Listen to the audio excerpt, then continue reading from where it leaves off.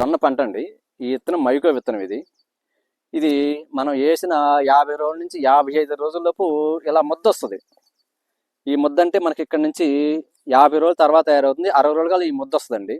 ఈ 60 రోజుల తర్వాత 60 నుంచి 65 రోజులు 70 రోజుల లోపు ఇలా తయారవుతుంది.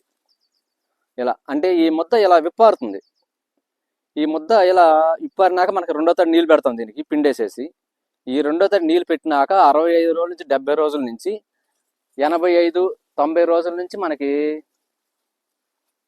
ఇలా తయారవుతుంది. ఇలా ఇది మొత్తం గింజ మొత్తం పాలు పోసుకుందండి. ఇది చూడండి మీరు ఒక్కసారి, ఈ గింజ మొత్తం పాలు పోసుకుంది.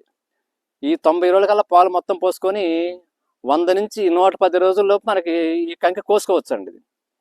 ఈ కంకి 110 రోజుల్లోపు కోసినాక మినిమం 7 రోజుల నుంచి 10 రోజులు సేవలో ఎండబెడతామండి. ఇది ఎండబెట్టినాక ట్రాక్టర్ మిషన్ వస్తుందండి. మనం దీన్ని పోగు చేసే పని లేదు. ఇక మొక్కజొన్న కండిలాగా గుట్టబోసి ఆడి చూడటం ఉండదు.